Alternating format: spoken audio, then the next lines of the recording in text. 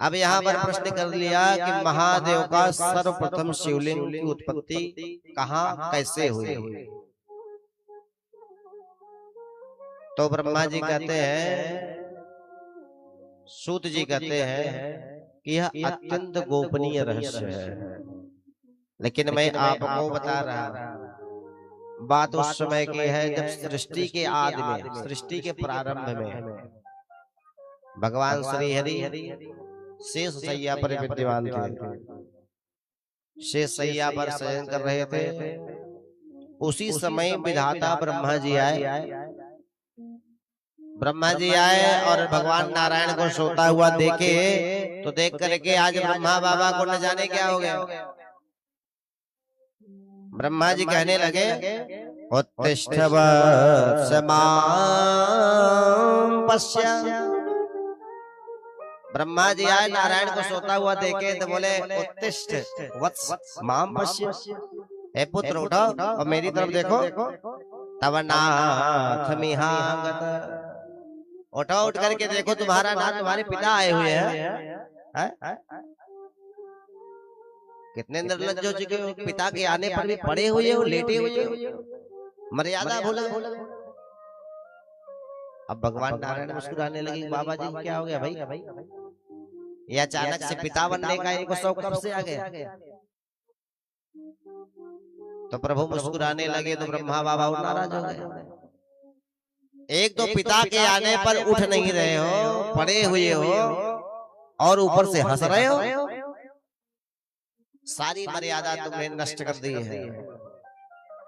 तो भगवान नारायण मुस्कुराकर धीरे से बोले, स्वस्ति ते स्वागतम वत्स, हे पुत्र तुम्हारा कल्याण हो, आओ आओ तुम्हारा स्वागत है।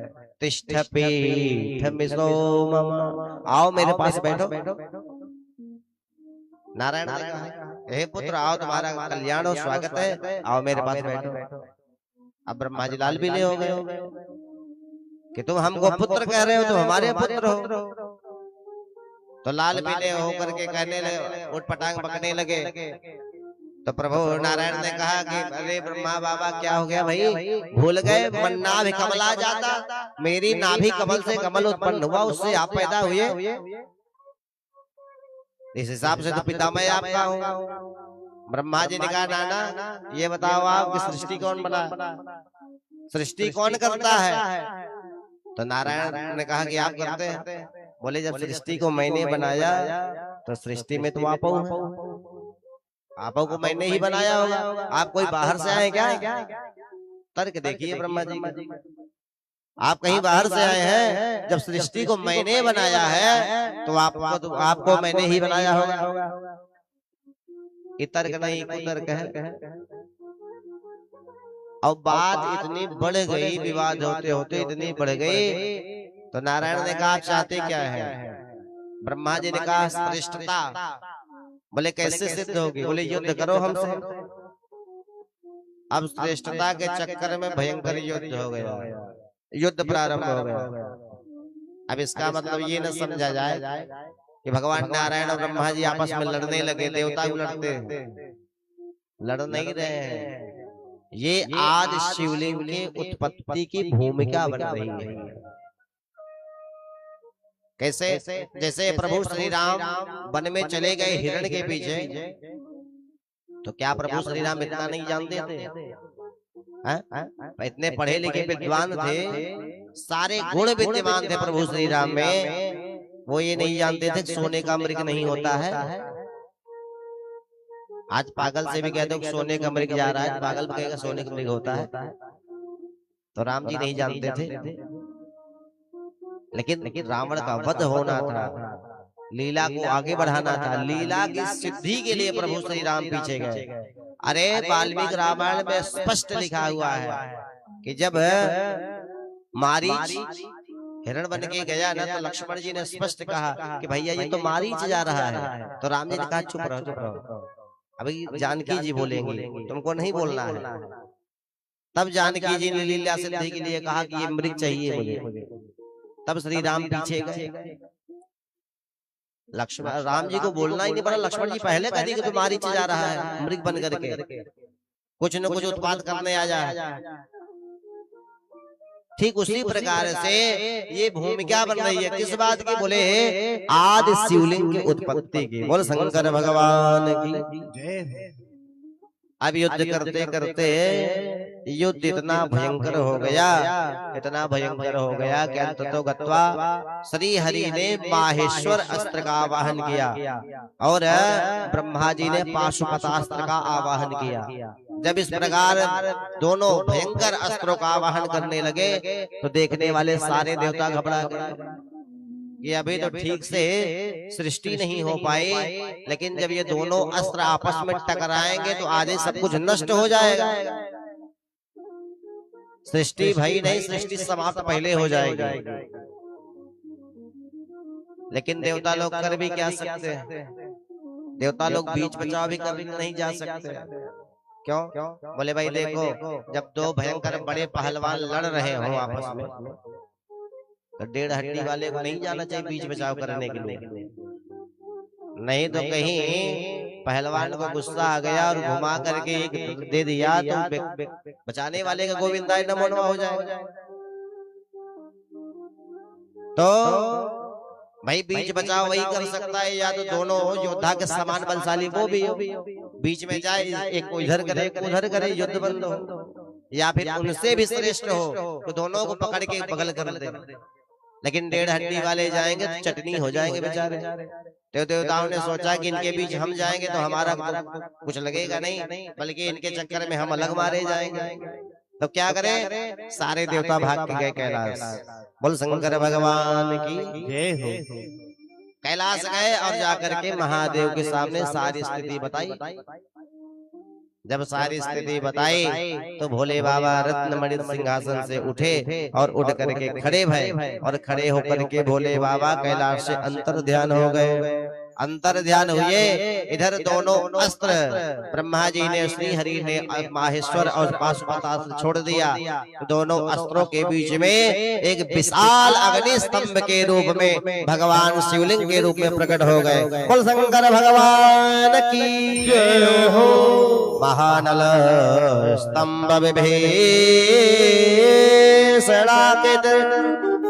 बभूव तन्मध्यतले च निष्कला।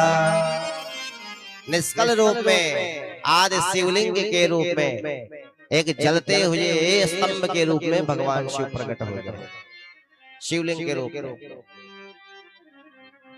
अब दोनों अस्त्र वहीं पर शांत हो। तो श्री हरि ने ब्रह्मा जी से कहा कि देखो, अभी हम आप युद्ध करेंगे बाद में। आप खुद को श्रेष्ठ कर रहे हैं, मैं खुद को श्रेष्ठ कर रहा हूँ, लेकिन हमारे आपके बीच में तीसरा कौन आ गया? भाई ये कौन है? ये श्रीमान जी कौन है? पहले इनका पता लगाया जाए जो हमारे आपके बीच में आ गए। हम लोग युद्ध बाद में करेंगे, पहले इनका पता लगाओ ये कौन है। सो पता लगाने के लिए ब्रह्मा जी ने कहा ठीक है, मैं ऊपर की ओर जा रहा हूँ और जाकर के पता लगाऊंगा कि ये कौन है, कहाँ और चोर है। अभी तो कुछ दिखाई नहीं पड़ रहा है, इधर देखो इधर कुछ नहीं दिखाई पड़ रहा, इधर देखो इधर कुछ नहीं दिखाई पड़ रहा, ऊपर देखो तो ऊपर कुछ नहीं दिखाई पड़ रहा। तो विधाता ब्रह्मा जी ने हंस का रूप धारण किया और उस शिवलिंग के ऊपर की ओर जाने लगे। और प्रभु श्री हरि ने वाराह रूप धारण किया और शिवलिंग के नीचे की ओर जाने लगे। जाते जाते जाते हजारों वर्ष बीत गए। हजारों वर्ष बीत गए तो श्री हरि तो जानते हैं, भगवान विष्णु तो सारी लीला जानते हैं, पहचानते हैं। तो सोई भगवान विष्णु ने विचार किया क्या विनाश करना, ये तो हम जानते ही, सब लीला को जानते समझते ही हैं। सोई श्री हरि वापस आ गए। जब वापस आ गए तो ब्रह्मा जी तो वापस आए नहीं, ब्रह्मा जी जाते रहे। और ब्रह्मा जी के इस प्रयत्न को देख करके, इस हट को देख करके भोले बाबा को हंसी आ गई। और जब भोले बाबा हंसे, उनका सर हिला तो उनके सर पर रखा हुआ एक केतकी का पुष्प गिरा। इधर से ब्रह्मा बाबा जा रहे, उधर से केतकी का पुष्प आ रहा। मार्ग में मिल गए तो ब्रह्मा बाबा ने कहा कि तुम कहाँ से आ रहे हैं? तुमने इस स्तंभ का और छोड़ देखा है? केतकी के फूल ने कहा हम नहीं जानते महाराज, हम कितने युगों से गिर रहे हैं हमको नहीं पता। तो ब्रह्मा जी ने कहा एक काम हमारा कर दो। क्या काम करना है? बोले हमारे लिए एक झूठ बोल देना। क्या झूठ बोलना है? बोले वहां चलो, वहां पर भगवान विष्णु है और भगवान विष्णु हो, हमसे पूछेंगे क्यों पता चला इस स्तंभ का और शोर, तो हम कह देंगे हाँ हाँ हमने पता कर लिया, हम सब जान गए। तो बोलेंगे कोई प्रमाण? तो तुमको बस इतना ही कह देना कि हाँ हम प्रमाण है, हमने देखा। केतकी ने कहा इससे मेरा क्या फायदा?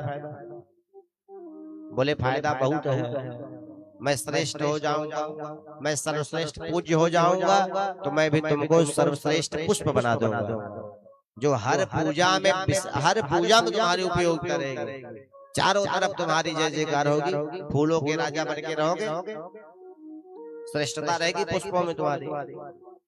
सोई केतकी ने कहा जोई राम चलिए ठीक है। तो ब्रह्मा जी आए छाती चौड़ी करके और भगवान विष्णु ने कहा क्यों ढूंढ लिए, पता चल गया और चोर। ब्रह्मा जी ने कहा और क्या आपकी तरह कि बीच से लौट आए? हमने पता कर लिया है। भगवान विष्णु ने कहा कोई प्रमाण? तो केतकी ने कहा कि हाँ हमने देखा था, हम भी वही ऊपर से आ रहे हैं। तो भगवान श्री हरि ने कहा फिर तो आप बड़े श्रेष्ठ हैं। सही बात है, आप तो श्रेष्ठ हैं। तो ब्रह्मा जी ने कहा जब हम श्रेष्ठ हैं तो तुम हमारी पूजा करो, तुमने हमारा अपराध किया है। तो भगवान विष्णु ने कहा क्यों नहीं करेंगे। सोई भगवान विष्णु लेकर के आए षोडशोपचार पूजन की थाली, रोली, हल्दी, सिंदूर, अबीर, गुलाली, सब लेके आए और जैसे ही पूजन करने के लिए तैयार हुए, जैसे पूजन करने चले वैसे उस अग्नि स्तंभ से महादेव का प्राकट्य हो गया। बोल शंकर भगवान की जय हो। उस अग्नि स्तंभ से महादेव प्रकट हो गए, लाल लाल नेत्र करके महादेव प्रकट हो गए। और यहाँ पर भगवान विष्णु तो जानते थे, दौड़ के गए, प्रणाम किए। ब्रह्मा जी को लगा होंगे कोई हम तो श्रेष्ठ है, हमारी पूजा तो श्री हरि भी करने जा रहे हैं। भोले बाबा को इतनी गुस्सा आ गई कि भोले बाबा के भ्रिकुटी के मध्य से भगवान काल भैरव का प्राकट्य हो गया। भैरवाख्यम भ्रुवोर्मध्या ब्रह्मदर्पजिघांसया। भगवान शिव के भ्रिकुटी विलास से, भ्रू मध्य से भगवान काल भैरव का प्राकट्य हो गया। काल भैरव प्रकट भय। तो काल भैरव ने कहा सरकार हमारे लिए क्या देश है? तो भोले बाबा ने कहा यही आज्ञा है कि जा करके ब्रह्मा जी की पूजा करो। पूजा करें? कैसे पूजा करें? तो भोले बाबा ने कहा ये ब्रह्मा बाबा को बड़ी पूजा करवाने की शौक है, बड़ी इनकी दिली तमन्ना है कि इनकी पूजा करी जाए, तो आप जाओ, आप पूजा करो इनकी। तो काल भैरव ने कहा सरकार करें कैसे, कौन सी विधि लगाएं, षोडशोपचार, पंचोपचार, राजोपचार? तो भोले बाबा ने कहा कोई उपचार नहीं, नूनम अर्चय खड़गेन, इनकी पूजा करो खड़ग से। खड़ग से इनकी पूजा करो, निकालो अपने खड़ग को। स्वयं काल भैरव बाबा ने उठाया अपना खड़ग और ब्रह्मा बाबा के हम तो जानते चारे मुख ना, तो ब्रह्मा बाबा के 5 मुख थे, एक ऊपर भी था। तो जिस मुख से झूठ बोला था ब्रह्मा जी ने, काल भैरव ने उसी मस्तक को काट दिया। काल भैरव ने उसी मस्तक को काट दिया। और जब काट दिया, ब्रह्मा जी के मस्तक को काटा तो काल भैरव को ब्रह्महत्या लग गई। ब्रह्महत्या पीछे भागी कि हम तुमको खा जाएंगे, मुंह फाड़ के भागी। तो काल भैरव ने, भैरव बाबा ने भोले बाबा से कहा कि प्रभु अब हम क्या करें, इससे कैसे बचे? तो भोले बाबा ने कहा ब्रह्मा जी के कपाल को, सर को लेकर के सारे शिवालय में जाओ, जहां तुम्हारे हाथ से यह कपाल गिर जाए वहीं यह ब्रह्महत्या पाताल लोक चली जाएगी और तुम मुक्त हो जाओगे ब्रह्महत्या से। तो काल भैरव उस कपाल को लेकर के पूरी पृथ्वी पर भटकते रहे, लेकिन ब्रह्महत्या पीछे रही। जब पहुंचे बनारस, तो बनारस में एक जगह पर काल भैरव के हाथ से वह कपाल गिर गया और उसी स्थान को आज कहते हैं कपाल मोचन। अब वही ब्रह्महत्या चली गई पाताल लोक। तो काल भैरव बाबा ने विचार किया अब कहीं नहीं जाएंगे, इससे श्रेष्ठ स्थान कोई मिलेगा नहीं। तो आज भी वो काल भैरव काशी के कोतवाल बन करके हम सभी का मंगल करते हुए वाराणसी क्षेत्र में विद्यमान है। बोल काशी के कोतवाल की जय हो, बोल भैरव सरकार की जय हो। और इधर भोले बाबा इतने नाराज हो गए कि ब्रह्मा जी को श्राप दे दिया कि आज के बाद आपकी पूजा ही नहीं होगी। बहुत पूजवाने का शौक है, झूठ बोल रहे हैं, इसलिए जाओ हमारा श्राप है, आज से पूजा ही नहीं होगा। केतकी को कहा रे केतक तुमने भी झूठ बोला, चाटुकारिता करी, तो आज के बाद से हमारी पूजा में केतकी के पुष्प का कोई प्रयोग नहीं होगा। जब इस प्रकार से श्राप दिया तो प्रभु श्री हरि को दया आ गई। भोले बाबा ने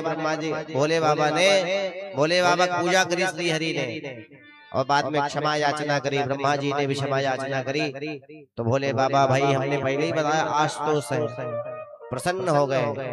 भोले बाबा ने कहा ब्रह्मा जी पूजन आ जाइए, ऐसे तो आपका मंदिर वगैरह नहीं बनेगा, लेकिन यज्ञ याग आदि कर्म में आपकी उपयोगिता होगी। हवन कुंड के दक्षिण भाग में आपका पूजन किया जाएगा। केतकी के पुष्प से कहा कि आपका तुम्हारा शिव पूजा में तो कोई प्रयोग नहीं होगा, लेकिन हमको छोड़ करके अन्य देवताओं की पूजा में तुम्हारा प्रयोग होगा। तब ब्रह्मा जी ने और भगवान श्री हरि ने मिल करके यहाँ पर भगवान शिव की पूजा करी। कहाँ? बोले वहीं अग्नि स्तंभ के पास। किस दिन? बोले शिवरात्रि के दिन। देखिए शिव पुराण में यही मिलता है, हम सभी यही जानते हैं कि शिवरात्रि के दिन भगवान महादेव और माँ पार्वती का विवाह हुआ था। अन्य पुराणों में कहीं कहीं इसका प्रमाण मिलता भी है, लेकिन शिव पुराण में कहते हैं कि शिवरात्रि के दिन प्रथम जो शिवलिंग प्रकट हुआ था उसमें उसकी पूजा भगवान विष्णु और ब्रह्मा जी ने की, इसलिए उस दिन को शिवरात्रि कहते हैं। उस शिवरात्रि को जो शिव की उपासना करता है, भगवान शिव की पूजा करता है, शिवलोक को प्राप्त करता है, इसलिए उसको शिवरात्रि कहते हैं। प्रथम जो शिवलिंग की पूजा उसी दिन हुई थी, और वह शिवलिंग आज भी विद्यमान है। कहाँ? बोले दक्षिण में त्रिवन्नामलाई एक क्षेत्र है, त्रिवन्नामलाई में आज भी वह शिवलिंग आदि शिवलिंग विद्यमान है, अरुणाचलेश्वर महादेव के नाम से। बोल अरुणाचलेश्वर महादेव की। आज भी दक्षिण में वह शिवलिंग विद्यमान है।